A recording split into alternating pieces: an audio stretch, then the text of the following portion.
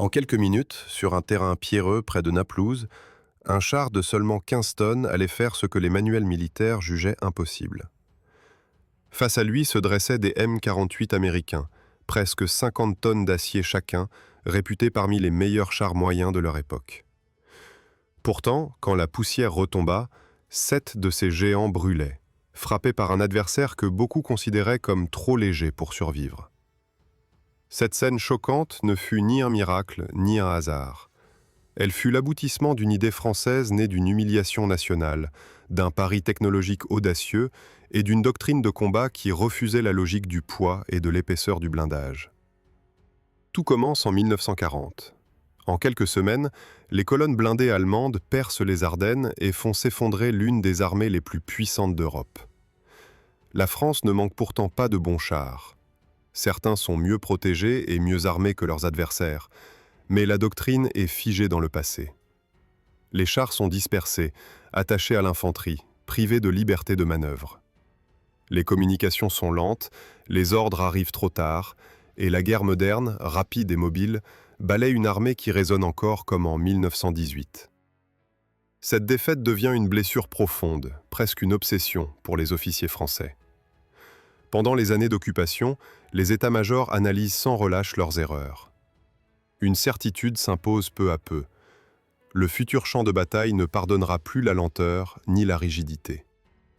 En février 1945, alors que la chute de Berlin approche, le commandement français lance les bases d'un vaste programme de réarmement. Les unités blindées doivent être repensées. Les chars légers ne seront plus de simples auxiliaires. Ils devront devenir des chasseurs rapides, capables de frapper des cibles bien plus lourdes avant de disparaître. Les réalités coloniales renforcent cette vision. En Indochine, en Afrique du Nord et dans d'autres territoires, l'armée a besoin de véhicules mobiles, déployables rapidement, capables d'opérer sur des routes médiocres et dans des environnements difficiles. Le cahier des charges est radical. Un char léger, transportable par les moyens existants, mais doté d'une puissance de feu comparable à celle d'un char moyen. Sur le papier, la contradiction est évidente.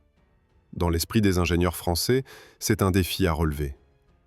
En 1946, à Issy-les-Moulineaux, le projet reçoit son nom, AMX-13. Le chiffre évoque une masse cible d'environ 13 tonnes, même si la réalité dépassera vite cette limite. Dès le départ, les concepteurs savent qu'ils doivent rompre avec les solutions classiques. La clé du projet devient une idée presque révolutionnaire, la tourelle oscillante. Contrairement aux tourelles traditionnelles, où le canon bouge à l'intérieur d'un bloc fixe, celle de l'AMX-13 est divisée en deux parties. La partie inférieure pivote pour la direction horizontale, tandis que la partie supérieure bascule pour le pointage en site. Ce choix ouvre des possibilités inédites. Grâce à cette architecture, les ingénieurs peuvent installer un système de chargement automatique. 2 magasins tambours, placés de part et d'autre du canon, contiennent chacun 6 obus. Après chaque tir, le recul actionne le mécanisme, un nouvel obus est aligné, puis introduit automatiquement dans la culasse. Le résultat est spectaculaire. Là où un char classique dépend de la force et de l'endurance de son chargeur, la MX-13 enchaîne les coups à une cadence qui sidère les observateurs. 10, parfois 12 coups par minute. Pour un char léger, c'est une arme d'une violence inattendue. Les premiers prototypes roulent en 1948, suivis de plusieurs exemplaires d'essai en 1949. Les tests montrent vite que la contrainte du transport aérien limite trop la protection et la puissance. L'armée française tranche. Mieux vaut renoncer à cette exigence que sacrifier les qualités de combat. En 1951, la décision de produire en série est prise. L'année suivante, les premières machines sortent des chaînes de l'usine de Roanne et rejoignent le 8e régiment de hussards. Pour la première fois depuis la guerre, la France aligne un char moderne conçu selon ses propres choix stratégiques. Dès son entrée en service, la MX-13 intrigue. Son blindage est mince, parfois vulnérable aux armes lourdes, mais sa philosophie est claire. Il ne doit pas encaisser. Il doit surprendre, frapper vite, puis se replier avant que l'ennemi ne réagisse. Cette logique va bientôt être mise à l'épreuve, loin de l'Europe, sur des champs de bataille où personne n'imaginait encore que ce petit char français écrirait certaines des pages les plus étonnantes de la guerre blindée moderne. AMX-13 n'avait rien d'un char rassurant vu de l'extérieur. Sa silhouette basse, son blindage mince et sa masse réduite donnaient l'impression d'une machine fragile, presque improvisée. Pourtant, ceux qui montaient à bord comprenaient vite que toute la logique du véhicule reposait sur la vitesse de décision et la brutalité de l'attaque. Chaque détail de sa conception poussait l'équipage à agir vite, à frapper avant d'être vu, puis à disparaître. La tourelle oscillante imposait une discipline de combat particulière. Le chef de char devait choisir la position avec une précision presque chirurgicale, car la MX-13 ne pouvait pas se permettre un échange prolongé. Le système de chargement automatique offrait une puissance de feu concentrée sur un laps de temps très court. 12 obus prêts à tirer, en quelques dizaines de secondes, transformaient le char en une véritable rafale d'acier. Mais une fois les magasins vides, la situation devenait critique. Le rechargement exigeait l'arrêt du véhicule et la sortie partielle de l'équipage. Cette contrainte forçait à une tactique simple et implacable. Attaquer, vider les tambours, se replier. Cette manière de combattre contrastait fortement avec les doctrines dominantes de l'après-guerre. Ailleurs, on misait sur la protection, la stabilité du tir en mouvement, la capacité à tenir le terrain. L'AMX-13, lui, refusait cette logique. Il préférait le contournement, l'embuscade, la surprise. Dans les écoles de blindés françaises, les instructeurs insistaient sur l'usage du relief, des haies, des bâtiments et même des fossés. Le char n'était plus un bélier, mais un prédateur. La motorisation renforçait cette philosophie. Le moteur SOFAM offrait une puissance suffisante pour déplacer rapidement le véhicule, même sur des terrains dégradés. L'accélération était vive, la consommation raisonnable et la maintenance plus simple que celle de nombreux chars lourds. Cette fiabilité comptait énormément pour une armée engagée sur plusieurs continents, souvent loin de ses bases logistiques. Lorsque la crise de Suez éclata en 1956, l'AMX-13 eut enfin l'occasion de prouver sa valeur dans un conflit réel. Les unités françaises déployées dans la région utilisaient le char en appui mobile, profitant de sa légèreté pour le débarquer rapidement et le faire manœuvrer sur des terrains difficiles. Dans cet environnement désertique, la mobilité comptait autant que la protection. Les équipages apprirent à exploiter chaque ondulation du sol pour exposer le moins possible leur caisse, tout en profitant de l'élévation rapide du canon. Mais c'est surtout l'usage massif du char par d'autres armées qui révéla toute l'originalité du concept. Exporté vers de nombreux pays, l'AMX-13 fut intégrée dans des doctrines très différentes, parfois improvisées, parfois brillantes. Certains utilisateurs comprirent immédiatement que ce char ne devait jamais combattre comme un blindé classique. Ils développèrent des tactiques fondées sur la coordination, le feu concentré et le mouvement constant. Dans les formations étrangères, l'automatisation du chargement changea profondément le rythme du combat. Là où les équipages de chars traditionnels devaient ménager leurs chargeurs, la MX-13 libérait ses servants de cette contrainte. Le tireur pouvait enchaîner les coups sans pause, tant que les tambours n'étaient pas vides. Cette capacité créait un effet psychologique puissant. Les adversaires, frappés par plusieurs impacts en quelques secondes, avaient souvent l'impression d'être pris sous le feu de plusieurs véhicules à la fois. Cependant, cette avance technologique avait un revers. L'absence de stabilisation rendait le tir en mouvement imprécis. Le char devait s'arrêter pour engager efficacement une cible. Cette faiblesse obligeait à une coordination parfaite entre le conducteur et le chef de char. Le premier devait placer la machine exactement là où le second le souhaitait, puis s'immobiliser brièvement, parfois sous le feu ennemi. Chaque arrêt devenait un pari. À mesure que les années passaient, les limites du blindage devenaient plus évidentes. Les armes anti-chars évoluaient rapidement, et même des projectiles de calibre moyen pouvaient percer la protection de la MX-13. Les équipages le savaient. Cette conscience permanente du danger renforçait paradoxalement leur agressivité. Attendre signifiait mourir. Agir vite offrait une chance de survie. Dans plusieurs armées, le char fut utilisé comme un outil de reconnaissance offensive. Il ouvrait la voie, attirait le feu, identifiait les positions adverses, puis se retirait pour laisser place à des forces plus lourdes. Cette utilisation hybride brouillait les catégories classiques entre char léger et char de combat principal. L'AMX-13 n'était ni l'un ni l'autre, il occupait un espace à part. À la fin des années 50, les observateurs militaires commencèrent à comprendre que ce petit char français incarnait une rupture conceptuelle. Il ne cherchait pas à rivaliser frontalement avec des machines plus lourdes, il exploitait leurs faiblesses, leur lenteur, leur dépendance à une chaîne de commandement rigide. Dans des mains expérimentées, il pouvait transformer une supériorité théorique en désavantage mortel pour l'adversaire. Ce n'était encore qu'un début.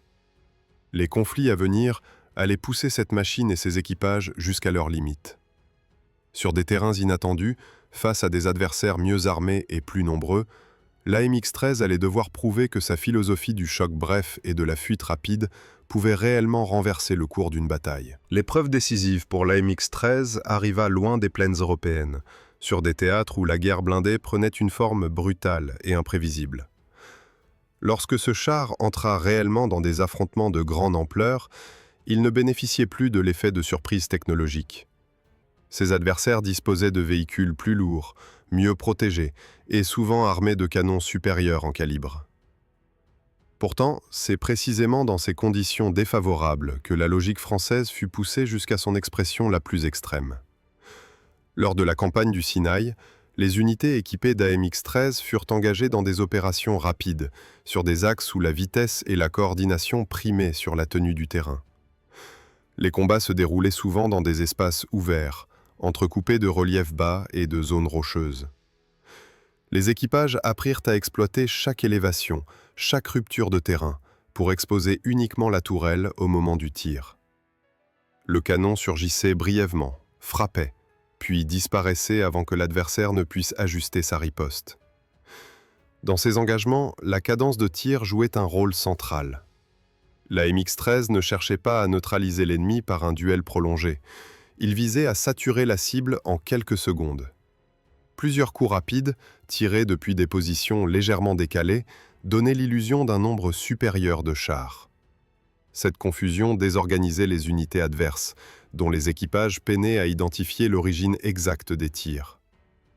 Cette méthode se révéla particulièrement efficace face à des formations utilisant des blindés plus anciens, mais elle ne tarda pas à être mise à l'épreuve contre des chars réputés pour leur robustesse. En Asie du Sud, lors de la guerre indo-pakistanaise, la MX-13 fut confrontée à des unités équipées de Patton américains. Sur le papier, la confrontation semblait déséquilibrée. Les chars pakistanais disposaient d'une meilleure protection, d'un canon plus puissant et d'une masse largement supérieure. Pourtant, la réalité du terrain allait bouleverser ces prévisions. Les combats eurent lieu dans des zones agricoles transformées en pièges naturels. Les canaux d'irrigation, les sols gorgés d'eau et la végétation dense limitaient les mouvements des véhicules lourds. Là où les Patton perdaient leur mobilité, la MX-13 conservait une capacité de manœuvre suffisante pour se faufiler, changer d'axe et frapper sur les flancs. Les équipages indiens exploitèrent cette situation avec une précision redoutable. Ils attendaient que l'ennemi s'enlise, puis concentraient leur feu sur les zones vulnérables. Les affrontements furent d'une intensité rare. Les tirs se succédaient à courte distance, souvent dans un chaos total, où la visibilité était réduite par la fumée et la poussière. Dans ces conditions, la rapidité de réaction faisait la différence.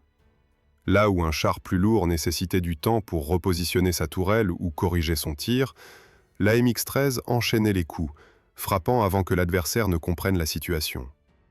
Les pertes subies par les unités pakistanaises furent lourdes, et certains secteurs devinrent des cimetières de blindés immobilisés. Cependant, ces succès avaient un prix. Dès que le combat se déroulait en terrain dégagé, sans possibilité de dissimulation ni de manœuvre latérale, les faiblesses de la MX-13 apparaissaient brutalement. Face à un adversaire capable de tirer à longue distance et de maintenir une pression constante, le char léger se retrouvait exposé. Les équipages le savaient et adaptaient leur comportement en conséquence. Ils évitaient les affrontements directs, cherchant à attirer l'ennemi dans des zones plus favorables ou à opérer en coordination avec d'autres unités.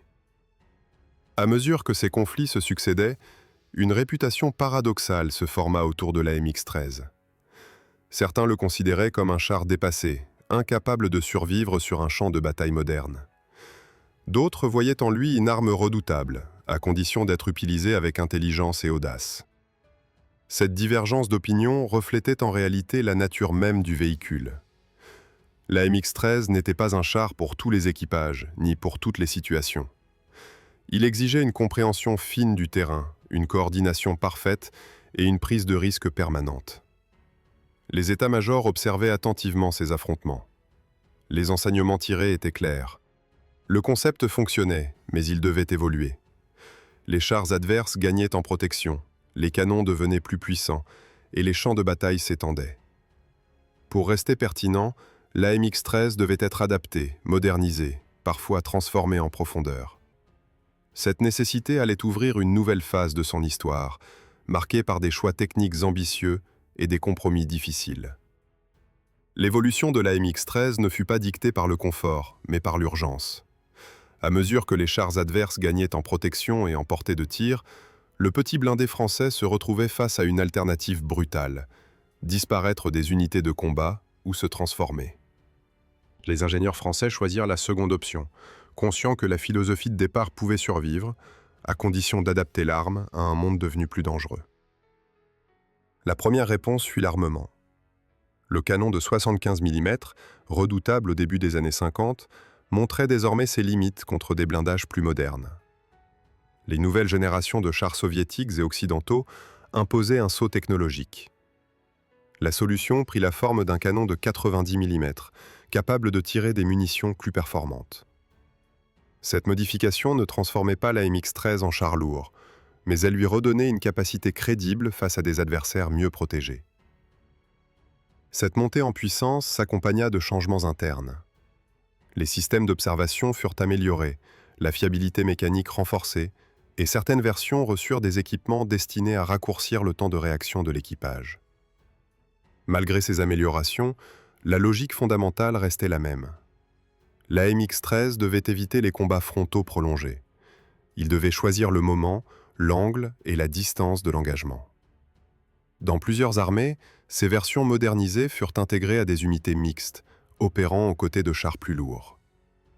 Leur rôle n'était plus seulement l'éclairage ou le harcèlement, mais aussi l'exploitation des brèches. Une percée ouverte par des forces principales pouvait être élargie par des AMX-13 surgissant sur les flancs, frappant les véhicules isolés et semant le désordre dans les lignes arrières. Cette complémentarité renforçait l'idée que le char léger, loin d'être obsolète, pouvait encore influencer le cours d'une bataille. Cependant, chaque amélioration apportait aussi de nouvelles contraintes. L'augmentation du calibre alourdissait la tourelle, réduisant certaines marges de manœuvre. La complexité croissante des systèmes exigeait des équipages mieux formés et une logistique plus rigoureuse. Dans des régions où les infrastructures étaient limitées, maintenir ces chars en état devenait un défi quotidien. Malgré tout, de nombreux commandants préféraient accepter ces difficultés plutôt que de renoncer à une machine capable de frapper avec une telle rapidité. Au fil des années 60, le monde basculait dans une ère de tension permanente. Les conflits régionaux se multipliaient et les blindés y jouaient souvent un rôle central. Dans ce contexte, l'AMX-13 continuait d'être engagé, parfois contre des adversaires qu'il n'était pas censé affronter. Chaque nouveau déploiement constituait un test grandeur nature, révélant autant ses forces que ses failles. Sur certains théâtres, l'environnement favorisait encore sa légèreté. Les terrains accidentés, les routes étroites et les sols instables limitaient l'efficacité des chars lourds. Là, la MX-13 conservait un avantage décisif. Sa capacité à changer rapidement de position lui permettait d'éviter les tirs directs et de choisir des axes d'attaque inattendus. Les équipages expérimentés savaient que leur survie dépendait moins de l'épaisseur du blindage que de leur capacité à lire le terrain. Ailleurs, la situation était plus sombre. Les affrontements contre des chars de nouvelle génération révélaient une vérité implacable. Même modernisée, la MX-13 restait vulnérable. Un seul impact bien placé suffisait à le neutraliser.